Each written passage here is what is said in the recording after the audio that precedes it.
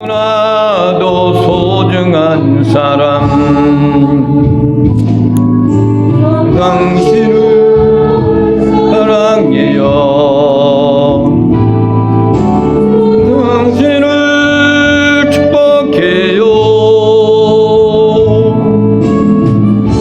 사랑받기에 합당한 당신을 주의 이름으로 축복합니다. 할렐루야. 앞사람 옆사람 뒷사람 인사를 나눕니다. 당신은 존귀하신 분입니다.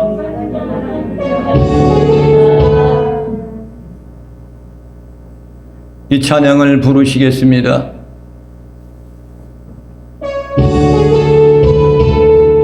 이 찬양이 지난주 설교에 대한 말씀이에요. 우리 보좌 앞에 모였네. 함께 주를 찬양하며 하나님의 사랑 그 아들 주셨네. 주의 피로 우리 구원받았네. 십자가에서 쏟으신 그 사랑 강같이 온 땅에 흘러 각 나라와 족속 백성 방언에서 구원받고 주 경배드리네. 구원하심이 보좌에 앉으신 우리 하나님과 어린 양께 있도다. 구원하심이 보좌에 앉으신 우리 하나님과 어린 양께 있도다. 할렐루야.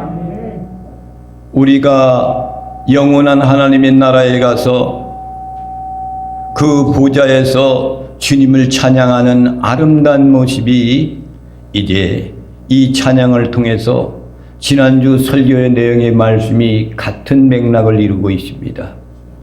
여러분들도 오늘 거룩한 날, 복된 날 주님 앞에 나와서 주님 보좌 앞에 나와서 주님께 찬양과 경배로 영광 돌리는 이 모습이 하나님의 나라에서 주님께 영광 돌리는 그 모델과 같은 그런 겁니다.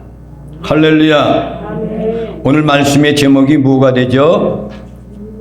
일곱 대접의 진노입니다. 일곱 대접의 진노.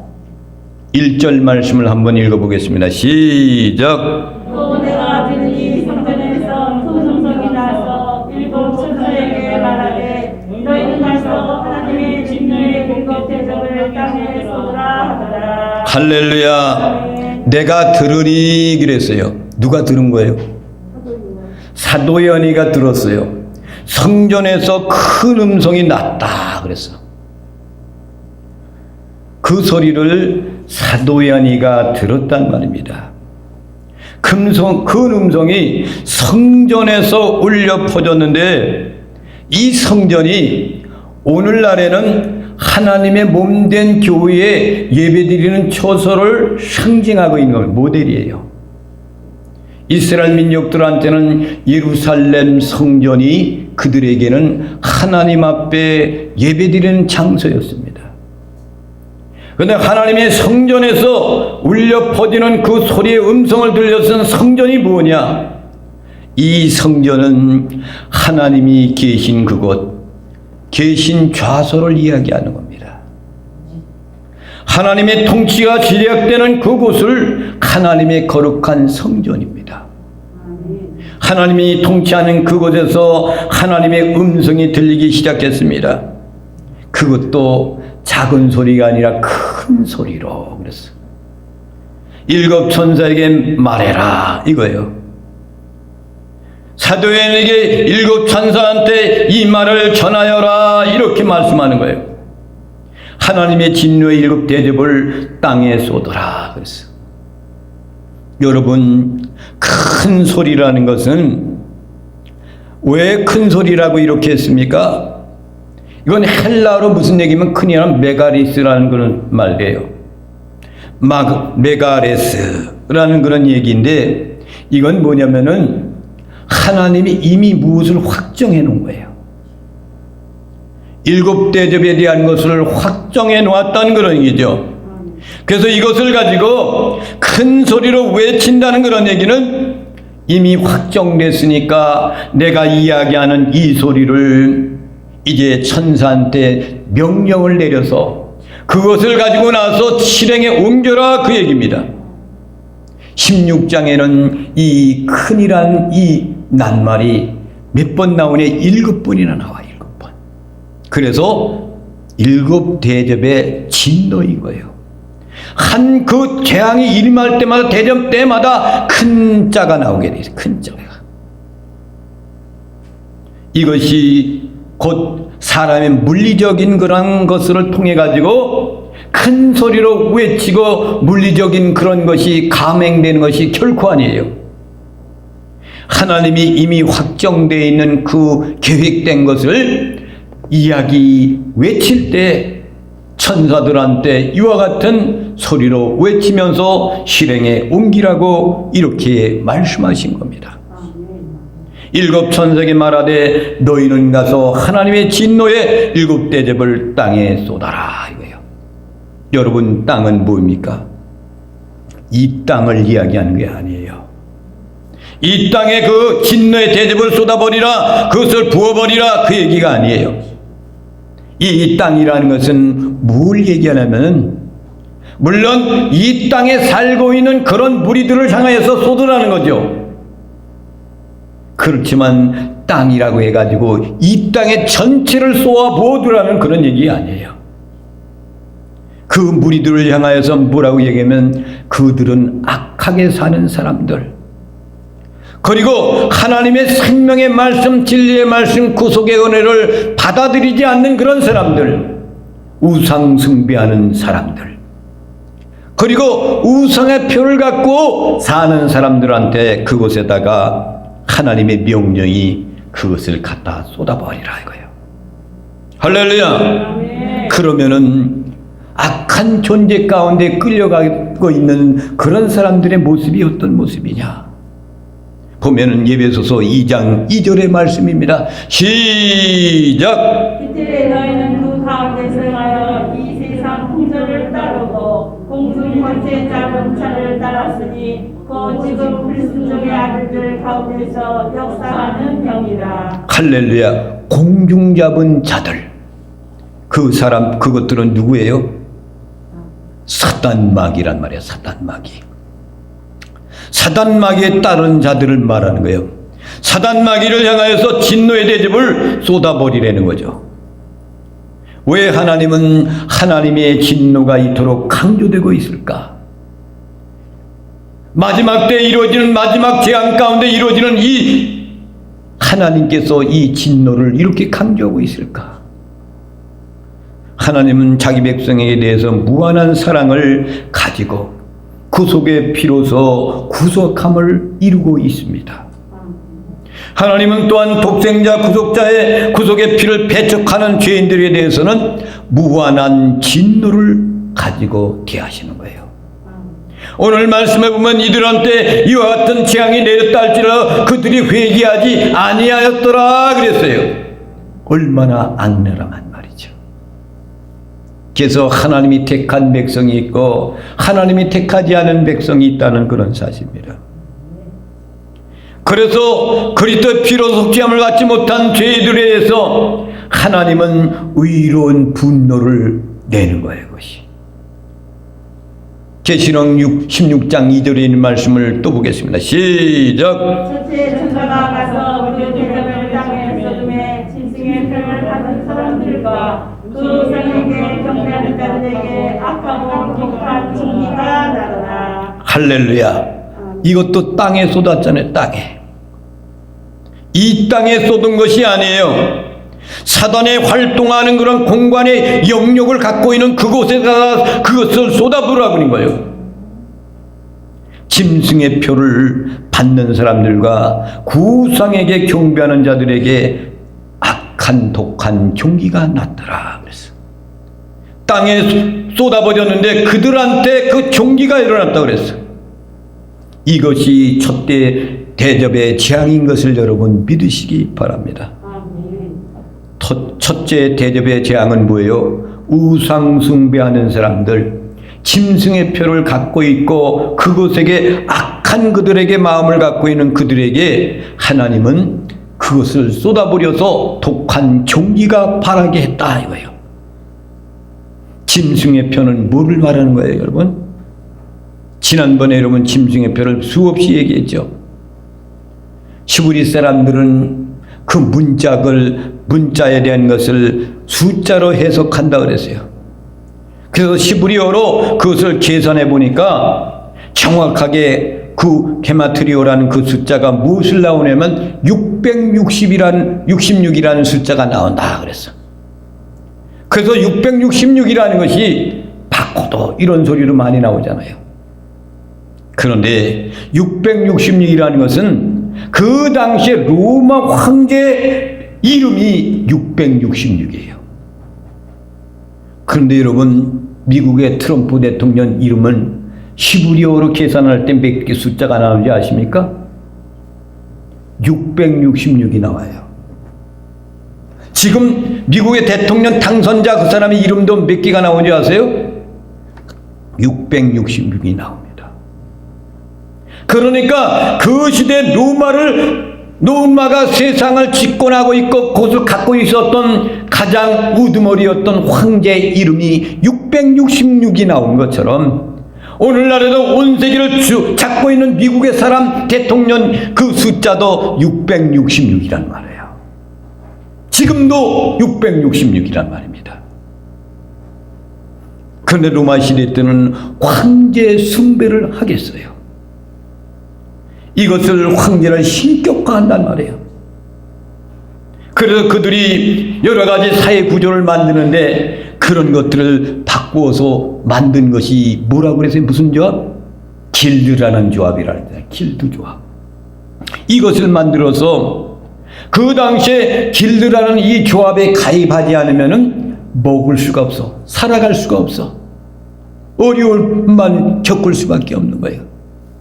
그런데 그것에 들어가면은 그 로마 황제를 우상 숭배만 해야 돼요. 하나님을 섬길 수가 없는 거예요. 절대로 황제를 섬기면 안 돼. 오늘날에 그런 나라가 있잖아. 그런 나라 있어요, 없어요? 있단 말이야. 그런 나라. 그 사람들만 신이야, 신.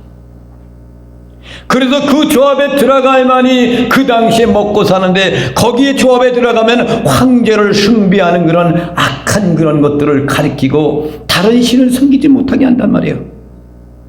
이것이 666 바꿔도요. 앞으로 여러분 우리 시대 속에 666이 이제 등장하고 있습니다.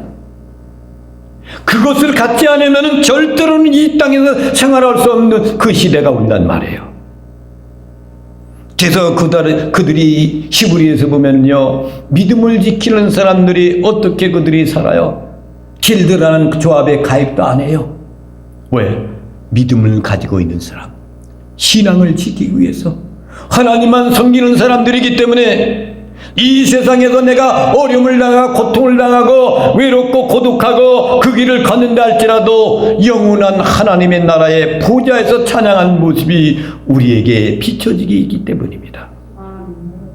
그래서 그들은 시브리서에 보면 참혹한 고난의 길을 걸어가요. 어떤 사람은 잡혀서 톱으로 켜서 죽어요. 이런 것들이 다 무서워서 토굴 속으로 다 피난갑니다. 다윗이 여러분 앵글이 그 토굴 속에서 사울왕을 피해 있듯이 그 당시에 로마의 나라에서 살기가 어려우니까 믿는다는 사람 다 붙잡아다가 감옥 다 톱으로 켜서 죽이죠. 짐승이 밥으로 만들죠. 이런 것을 무릅쓰고 그들은 깊은 토굴 속에 들어가서 일생을 보내는 거예요. 그들이 어떻게 거기서 살았는지 아십니까? 그들이 세상의 것을 보지 못하고 거기서 사는 거예요. 그러면서 그들은 그 어두컴컴한 곳에다가 자기들이 이 손을 물어 뜯어가지고 그 벽에다가 글씨를 쓰는데 뭐라 쓰나요? 언젠가는 햇빛을 볼 날이 있겠지. 그날이 돌아오리라. 그 얘기요. 하나님께서 좋은 날을 주실 것이라는 믿음을 갖고 그 신앙을 간직하게 지키는 사람들, 그 사람들이 바로 코바데스 영화에 보면은 그 사람들을 붙잡아다가 원형 경기장에다가 사자의 밥으로 만들잖아요. 찢어먹고 이렇게 한다요. 이런 죽음 속에서도 환난과 역경 속에서도 사는 무리들입니다. 그것이 바로 그 당시에 믿는 사람들의 모습이었어요.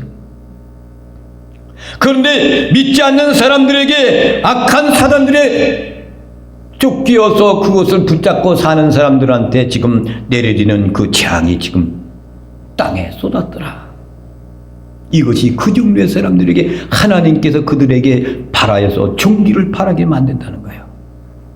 악한 독한 종기는 어디서 비롯되는가 보겠습니다. 출애굽기 9장 9절에 있는 말씀입니다. 시작. 그 죄가 애굽 온 땅에 되어 애굽 온 땅의 사람과 짐승에게 붙어서 악성 종기가 생기리라. 할렐루야. 이러한 재앙을 받았던 대상이 누구예요? 그 당시에 애굽 땅에서 바로를 비롯해 가지고 정권을 받은 사람들한테 그들한테 이런 재앙이 임했어요. 그런데 하나님을 믿었던 고잔 땅에 있었던 이스라엘 민족들은 어떻게 됐어요? 하나님이 보호하였더라. 할렐루야. 이것을 성 밖에 있는 자들에게 내린 재앙이에요. 그리스도 안에서 성 안에 있는 자들에게는 믿음을 지키고 고난을 받았지만은 하나님이 지켜주시는 거예요. 끝까지 믿음을 지켜주시는 거예요. 그러나 구원받지 못한 자들은 이와 같은 재앙을 받는다는 사실입니다. 이 약속된 사랑의 편지가 바로 계시록이에요. 믿는 사람들에게는 훗날에 주님이 복을 주신 것이고, 믿지 않는 사람들은 이와 같은 재앙으로 끝을 맺는다는 그런 얘기입니다. 계시록의 메시지는 어린 양 안에 있는 자들이 받을 구원의 사랑의 은혜의 메시지예요. 또 더 나아가서는 어린 양 밖에 있는 사람들이 이와 같은 심판을 받게 되어 있다는 사실을 기록한 것이 계시록에 있는 말씀입니다. 3절 말씀을 보겠습니다. 시작. 둘째 천사가 그 대접을 바다에 쏟음에 바다가 곧 죽은 자의 피같이 되니 바다 가운데 모든 생물이 죽더라. 할렐루야. 바다에 쏟아요. 바다에. 근데 그 바다의 생물들이 다 죽는다고 그랬어. 그렇다면 여러분, 이 바다가 뭘 상징하는가 우리가 좀 봐야 돼요. 요한계시록 17장 1절에 있는 말씀을 보겠습니다. 시작. 또 일곱 대접을 가진 일곱 천사 중 하나가 와서 내게 말하여 이르되 이리로 오라. 많은 물이 앉은 큰 음녀가 받을 심판을 내게 보이리라. 할렐루야. 여기 음녀가 심판을 받는데 이 큰 음녀가 어디에 앉아 있어요? 많은 무리에 앉아 있단 말이야. 적은 무리가 아니라 많은 무리에 앉아 있어요. 많은 무리라는 것은 무엇을 상징합니까? 바다의 바다. 항상 성경에서 바다는 우리에게 풍랑을 주는 것이구나. 시편에서도 바다를 이런 시련을 주는 것이라고 말씀하고 있어요. 바다는 모든 것을 잠기우게 만드는 것이 바다예요. 어려운 풍랑 가운데 애국의 병사들도 그곳에서 홍해에서 잠수시켰어요. 믿음의 사람들에게는 하나님이 죽음의 바다를 건너고 할 때에 바다를 갈라놓으셨어요. 하나님께서 회오리 바람을 불어가지고 마른 땅을 준비해서 하나님의 백성들을 무사히 건너게 하시는 것이 성경의 놀라운 역사인 겁니다. 아멘. 성경의 전체가 바다는 뭐예요? 땅과 함께 어둠의 권세자들이 활동하는 공간을 바다 바다라고 이야기하는 거예요. 17장 15절에 있는 말씀을 한번 보겠습니다. 시작. 또 천사가 내게 말하되 내가 본바 운명에 앉아있는 그는 백성과 뿌리와 열국과 강원들이니라. 할렐루야. 음료가 앉아있는 곳은 물, 열국, 세상, 지금 통치를 말하고 있는 거예요. 이 세상 사악한 세상, 그 세상을 거기에다가 쏟았다는 거예요. 요한계시록 20장 8절 말씀을 보겠습니다. 시작. 나와서 땅의 사방 백성 곧 국가 마음을 미혹하고 모아 싸움을 붙이리니 그 수가 바다의 모래 같으리라. 그 수가 바다의 모래와 같더라 그랬어. 바다는 성경에서 일관되게 어둠의 권세, 잡은 자들의 출현하는 공간을 이야기하고 있는 거예요. 할렐루야. 그 다음에 계시록 12장 17절 말씀을 보겠습니다. 시작. 용이 여자에게 분노하여 돌아가서 그 여자의 남은 자손 곧 하나님의 계명을 지키며 예수의 증을 가진 자들과 더불어 싸우려고 바다 모래 위에 서 있다. 할렐루야. 바다 모래 위에 서 있더라 그랬습니다. 거기에 바다라는 것이 많은 하나님을 믿지 않는 악한 무리들, 우상 숭배하는 사람들, 이런 주권을 갖고 있는 그런 사람들이 그것을 말하는 거야. 싸우려고 모이는 거예요. 요한계시록 13장 1절 말씀입니다. 시작. 내가 보니 바다에서 한 짐승이 나오는데 뿔이 여기요 머리가 일곱이라. 그 뿔에 전절 왕관이 있고 그 머리들에는 신성모독하는 이름들이 있더라. 할렐루야. 성경에 그래서 바다를 무엇으로 인식하고 있습니까? 지금까지 확신했잖아요. 악한 무리들의 세상을 바다라고 가리켰단 말이에요. 바다를 통해서 말이에요, 하나님 믿는 백성들은 하나님이 갈라서 평안하게 가게 만들지만, 그렇지만은 믿지 않는 사람들, 악한 무리들, 우상에 숭배하는 무리들한테는 그곳에서 하나님의 재앙을 받는 겁니다. 16장 3절에 있는 말씀을 보겠습니다. 시작. 둘째 천사가 그 대접을 바다에 쏟음에 바다가 곧 죽은 자의 피같이 되니 바다 가운데 모든 생물이 죽더라. 할렐루야. 죽은 자의 피같이 되니 바다 가운데 모든 생물이 죽더라. 그 대접을 바다에 대해 쏟았어. 그렇지, 죽은 자의 피가 되어서 그 바다 가운데 모든 생물들이 죽어갔어요. 그 바다가 어떤 데 있는 사람들이에요? 우상 숭배하는 사람, 짐승의 피를 받고 있는 사람, 악한 종류의 사람들, 예수님을 믿지 않는 사람들, 경배하지 않는 사람들, 그들한테 내려진 재앙이란 말입니다. 결과가 어떻게 됐어요? 죽은 피같이 되더라 그랬어. 여러분, 애굽의 10가지 재앙 가운데 하나가 있는데 그게 피의 재앙이에요. 나일강에다가 물 모든 곳에다가 다 피로 만들어 버렸어. 그래서 이 두 번째 재앙, 지금 둘째 재앙 대접이 그것이 바로 바다의 모든 생물과 결과 죽은 자의 피를 만들어 놓는 그런 재앙을 두 번째 대접에. 그 다음에 16장 4절부터 7절에 있는 말씀을 보겠습니다. 시작. 둘째 천사가 그 대접을 강과 물 물건에 쏟음에 피가 되더라. 내가 들은 이불을 차지한 천사가 있는데 전에도 계셨고 지금도 계신 거룩하시니여 이렇게 심판하시니 의로우시도다. 그들이 성도들과 선지자들의 피를 흘렸으므로 그들에게 피를 마시게 하시는 것이 합당하나이다 하더라. 또 내가 들으니 제자들이 말하기를 그러하다 주 하나님 곧 전능하신 이시여 심판하시는 것이 참되시고 의로우시도다 하더라. 아멘. 그래서 강물 이런 것 근원에다 쏟았어요. 그것이 철저한 심판을 말하는 거예요. 모든 바다, 강물, 모든 물에 대한 것을 다 그곳에다 쏟아버리는 것이 뭐예요? 그 속에서 악한 사단들과 마귀의 그곳에 휩쓸려서 사는 사람들, 하나님을 경외하지 않는 사람들, 예수 그리스도 밖에 있는 사람들, 궁극적인 심판의 결론이 이렇게 내려진다는 거예요. 다시 한번 16장 6절에 있는 말씀을 보겠습니다. 6절에 있는 말씀을 한번 보겠습니다. 6절에 있는 말씀을 한번 또 보겠습니다. 6절에 있는 말씀입니다. 시작. 피를 마시게 하신 것이 합당하나이다. 또 내가 들으니 제단이 말하기를 그러하다. 주 하나님 곧 전능하신 이시여. 여러분, 제단이 말한다 그래서 제단. 여러분, 제단이 어떻게 말을 합니까? 이 제단을 말한다는 것을 우리는 계시록 6장 9절에 있는 말씀을 봐야 됩니다. 거기에 나와 있는 말씀 보면 제단이 말한다는 얘기가 거기에 나와 있어요.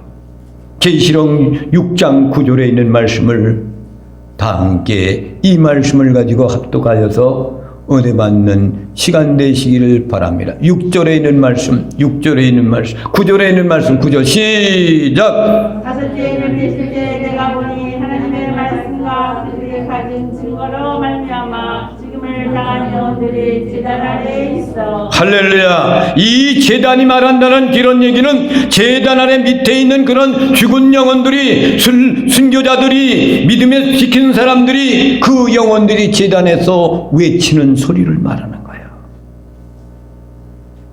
10절에 있는 말씀을 또 보겠습니다. 시작. 큰 소리로 불러 이르되 거룩하고 참되신 대지대여 땅에 거하는 자들을 심판하여 우리 피를 갚아주지 아니하시기를 어느 때까지 하시려 하나이까 하니. 할렐루야. 대주제여, 우리가 고통당하고 있고 괴로움을 당하고 있어서 우리들이 일찍이 이 세상에 죽었지만 하나님의 보좌 앞에 이 밑에서 우리 영혼이 여기서 외치는 소리가 뭡니까? 대주제 되신 주여. 이 얘기는 뭐예요? 온 우주를 주관하신 역사의 주인 되신 절대 주권자 되신 통치자를 말하는 거예요.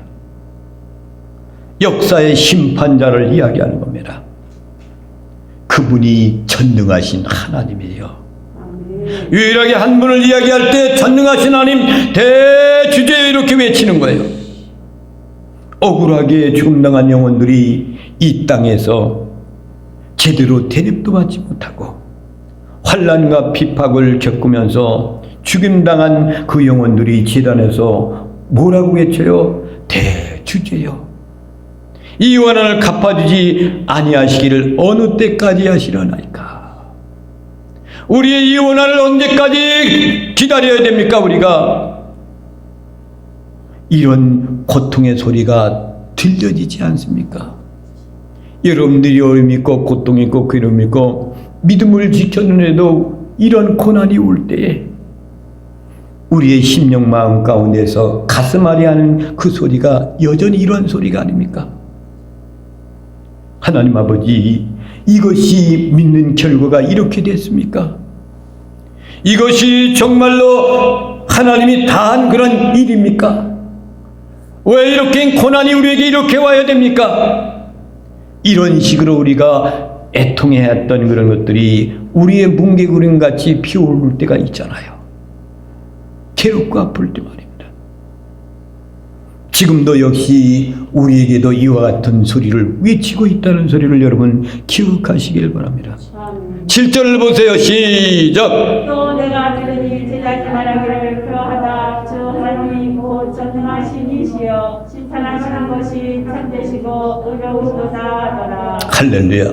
제단에서 있는 영혼들, 순교당한 그 영혼들, 믿음을 지켰던 그 영혼들이 이야기하는 거예요. 마땅히 그들에게 내리는 그 재앙은 마땅하다 이거예요. 죽음당한 영혼들이 외치는 거예요. 마땅하다는 거예요. 억울하게 우리는 죽었습니다. 그들의 칼에 죽었어요. 톱에 잘려서 죽었어요. 사자의 밥이 되었어요. 그 외치는 소리, 당연히 그들에게 이런 재앙을 내려야 된다는 얘기죠. 8절 9절 말씀을 또 보겠습니다. 시작. 이제 천사가 그 대접을 해 쏟음에 해가 권세를 받아 불러 사람들을 세우니 사람들이 크게 태움에 태워진지라. 이 재앙들을 행하는 권세를 가지신 하나님의 이름을 비방하는